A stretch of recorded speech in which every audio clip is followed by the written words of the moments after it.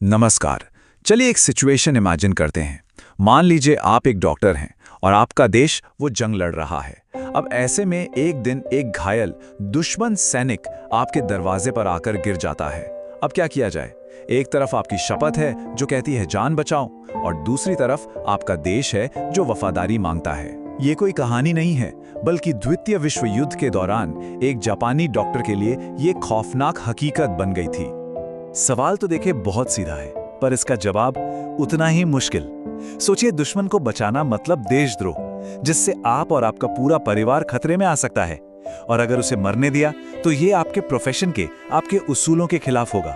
ये एक ऐसी सिचुएशन है जिसका कोई सही जवाब है ही नहीं। तो जैसा मैंने कहा, द्वितीय विश्व युद्ध के दौरान एक जापानी डॉक्टर के लिए ये सिर्फ एक सवाल नहीं था, बल्कि ये उनकी जिंदगी की सबसे बड़ी और खौफनाक हकीकत बन गया। तो चलिए उनकी कहानी में चलते हैं और समझते हैं कि उन्होंने आखिर क्या फैसला लिया। तो मिलिए डॉक्टर सदाओ होकी से, जो इस कहानी के इस तूफान के बिल्कुल सेंटर में है। एक शानदार सर्जन जो अपने पेशे और अपने देश के बीच बुरी तरह फंस गए थे।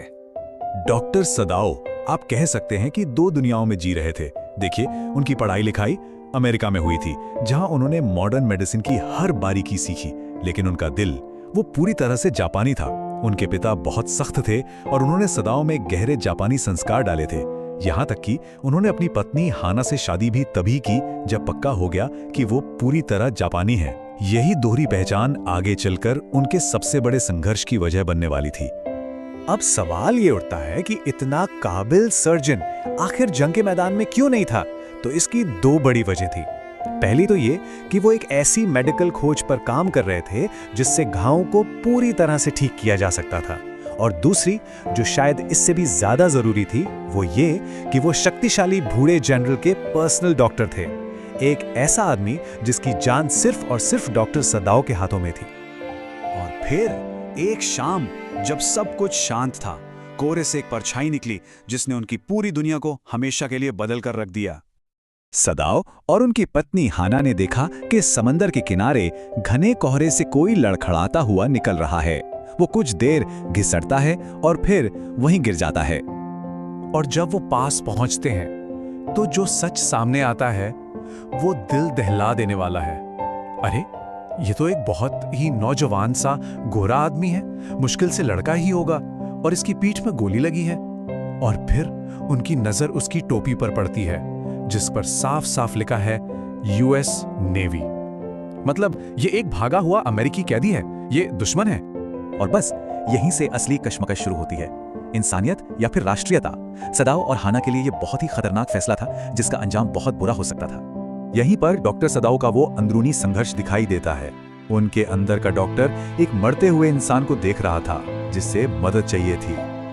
उनकी शपथ, उनका फर्ज उन्हें कुछ करने को कह रहा था, लेकिन उनके अंदर का जापानी नागरिक वो एक दुश्मन को देख रहा था, एक घुसपैठिए को जिसे फौरन अधिकारियों के हवाले कर देना चाहिए। हाना की बातों में ये दुविधा साफ झलकती है। वो कहती हैं, अगर हमने एक गोरे आदमी को अपने घर में पनाह दी तो हमें गिरफ्तार कर लिया जाएगा, और अगर हमने उसे कैदी के रूप में सौंप दिया तो वो यकीनन मर जाएगा। मतलब उनके पास कोई आसान रास्ता था ही नहीं। और जैसे ही वो उस आदमी की मदद करने का फैसला करते हैं, उनके अपने ही घर में एक तूफान आ जाता है। उनके वफादार नौकर डर और देशभक्ति के बीच फंसे हुए थे। उन्हें लग रहा था कि उनका मालिक देश के साथ गद्दारी कर रहा है। यहाँ तक कि उस घायल को साफ करने जैसे छोटे से काम पर भी बगावत हो जाती है, और हाना को खुद ये सब करना पड़ता है। और आखिर में सारे नौकर विरोध में काम छोड़कर चले जाते हैं। सदाओ और हाना अपने फैसले का अंजाम भुगतने के लिए बिल्कुल अकेले रह जाते हैं।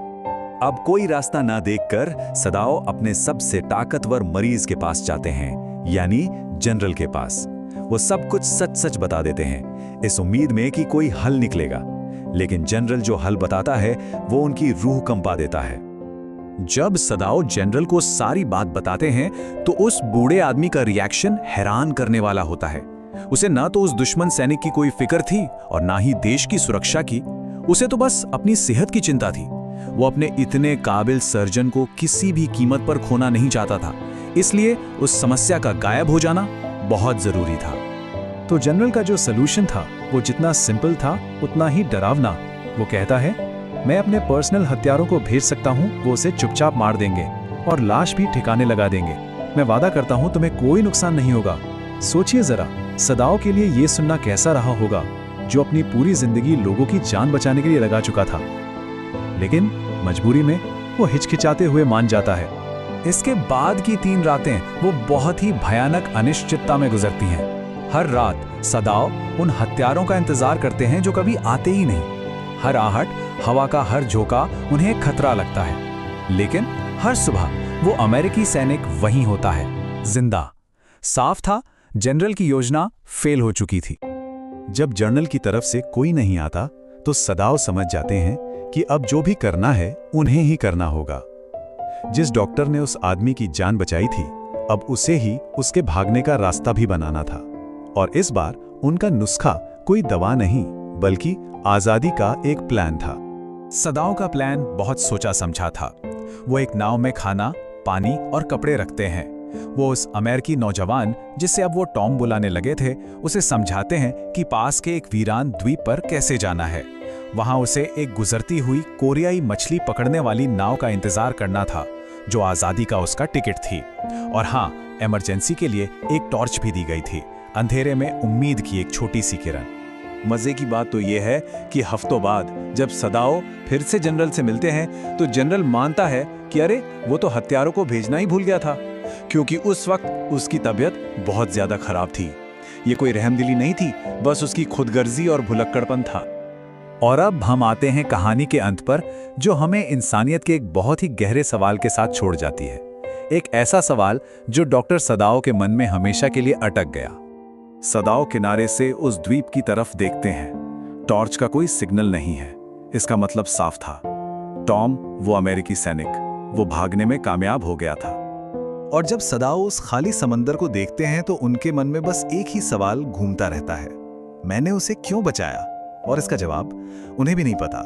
क्या ये उनकी डॉक्टर वाली शपथ थी, या इंसानियत का कोई अचानक आया आवेग, या फिर कुछ और जो इससे भी गहरा था? ये कहानी हमें कोई बना बनाया जवाब नहीं देती, बल्कि ये हमसे भी वही सवाल पूछती है कि जब हम अपने दुश्मन को दर्द में देखते हैं तो हम क्या चुनेंगे, अपना फर्ज या फिर इंसानियत? यही वो अनसुलझा सवाल है जो ये कहानी हमारे लिए छोड़ जाती है।